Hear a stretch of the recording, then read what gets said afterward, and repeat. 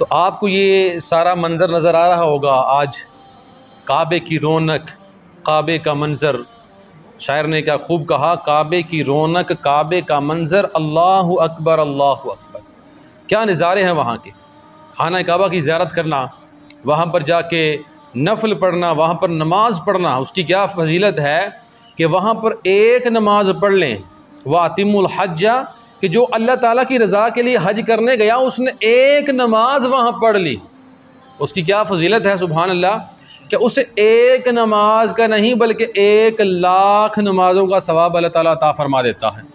क्या कहने हैं उस मकामात मुक़द्दसा के कि वहाँ पर अब बंदा हज करने गया, जिस पर हज फ़र्ज़ था, वहाँ पर हज करने गया तो उसकी नज़र पर जब खाना काबा पड़ती है तो अल्लाह ताला की तरफ से ज़ैन साहब उसको क्या इनाम मिलता है कि अल्लाह ताला ख़ुद भी पाक है और उसका घर भी पाक है, और वो पाक खुदा अपने पाक घर में पाक लोगों को पसंद करता है। तभी तो पहली नज़र पड़ती है अल्लाह ताला उस बंदे के सारे गुनाहों को मिटा देता है कि तू मेरे घर में दाखिल होने लगा है, मैं तुम्हें पाक कर देता हूँ।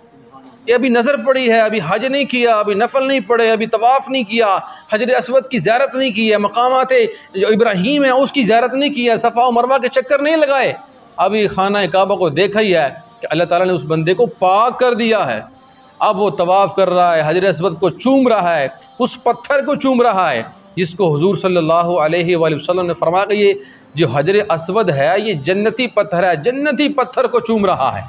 और फिर वो हज करने वाला वो मकाम इब्राहीम की ज़ियारत करता है, फिर वो हज करने वाला सफ़ा व मरवा के चक्कर लगाता है, फिर वो हज करने वाला वहाँ का जो ज़मज़म का ख़ास पानी है उसको पीता है, और फिर जैसा मदीना मुनव्वरा में जाता है रसूल पाक के लिए। हमारे नबी आखिरुज़्ज़मान जनाब हज़रत मोहम्मद मुस्तफ़ा वहाँ पर तशरीफ़ फरमा हैं, आराम कर रहे हैं। वो अलग बात कि हमारी नज़रों से ओझल है, इस फ़ानी दुनिया से पर्दा कर गए हैं, मगर वहाँ पर तशरीफ़ फरमा है। जब वो रोज़ा रसूल पर वो हाजी साहब वो उम्रा करने वाला हाज़िर होता है और वो वहाँ पर जाके रोज़ा रसूल की ज़ियारत कर लेता है, उसको क्या फ़जीलत मिलती है अल्लाह ताला की बारगाह से। हुज़ूर सल्लल्लाहु अलैहि वसल्लम इरशाद फरमाया कि मेरी कब्र की ज़ियारत करने वाला मेरी शफ़ाअत उस पर वाजिब हो जाती है, और जिस पर मेरी शफ़ाअत वाजिब हो जाए अल्लाह ताला उसे ज़रूर जन्नत अता फरमाएगा। ये अभी हज के दौरान जो मकामात मुक़द्दसा की ज़ियारत हो रही है, और फिर हुज़ूर सल्लल्लाहु अलैहि वसल्लम ने हज के बारे में इरशाद फरमाया कि जो फ़र्ज़ हज करने गया, हज करने पहुँच गया, वो कैसे पाक होता है, उसके गुनाह कितने मिटते हैं, वो किस तरह गुनाहों से पाक साफ़ सुथरा हो जाता है। हुज़ूर पाक सल्लल्लाहु अलैहि वसल्लम ने हज करने वाले के बारे में फ़रमाया कि हज करने वाला वो मेरा उम्मती जिस पर हज फ़र्ज़ हो, वह अतिमुल हज्जा वल उम्रत लिल्लाह, और हज और उम्रा करो अल्लाह ताला के लिए, अल्लाह को राज़ी करने के लिए, अल्लाह की रज़ा के लिए। जब हज करने वाला वहाँ पहुँच जाता है तो हुज़ूर पाक ने फरमाया कि वो इस तरह गुनाहों से पाक साफ़ सुथरा हो जाता है जैसे बच्चा पैदा होता है तो बिल्कुल गुनाहों से वो पाक होता है, साफ़ होता है, सुथरा होता है। इसी तरह हज करने वाला भी गुनाहों से पाक साफ़ सुथरा हो जाता है। सुभान अल्लाह, क्या कहने हज करने के। और हमारे जो बुज़ुर्ग लोग हैं वो हज करने को तरसते हैं कि मैं कैसे इतना जो है वो सफ़र करूं, हज का वहाँ पर तवाफ़ कैसे करूं, सफ़ा व मरवा के चक्कर कैसे लगाऊं, मैं बुज़ुर्ग हो चुका हूँ, ज़ईफ़ हो चुका हूँ। हुज़ूर पाक सल्लल्लाहु अलैहि वसल्लम ने अपने उम्मत के ज़ईफ़ लोगों के लिए खुशखबरी जो है वो इरशाद फरमा दी। हुज़ूर पाक ने इरशाद फरमाया कि मेरी उम्मत के जो बुज़ुर्ग लोग हैं, ज़ईफ़ुल उम्र लोग होंगे, वो हज करने जाएंगे, अल्लाह ताला उन्हें हज का भी सवाब अता फरमा देगा, उन्हें जहाद करने का सवाब भी अता फरमा देगा। क्या कहने हैं हज करने के।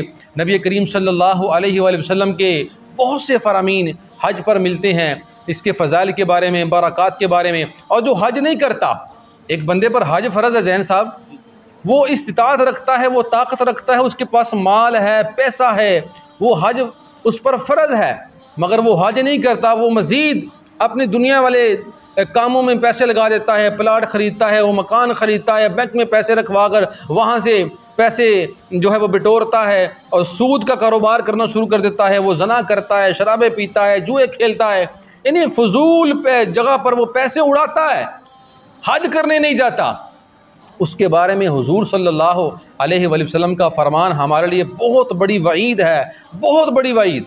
अगर कोई समझने वाला हो, सोचने वाला हो, शऊर रखने वाला हो, अकल रखने वाला हो, हुजूर पाक सल्लल्लाहु अलैहि वसल्लम ने इरशाद फरमाया कि जिस पर हज फ़र्ज़ हो जाए, हज फ़र्ज़ हो गया, अब वो हज करने नहीं गया तो या वो यहूदी होके मर जाए, ईसाई होके मर जाए, हमें उससे कोई गरज नहीं है। जिस पर हज फ़र्ज़ हुआ और वो हज करने नहीं गया, नाउज़ बिल्लाह अस्तग़फिरुल्लाह। तो हज इतना ज़रूरी है। और फिर जो हज करने गया, हुज़ूर पाक सल्लल्लाहु अलैहि वसल्लम ने इरशाद फरमाया कि अल्लाह ताला उसके रिज़्क़ में बरकतें अता फरमा देता।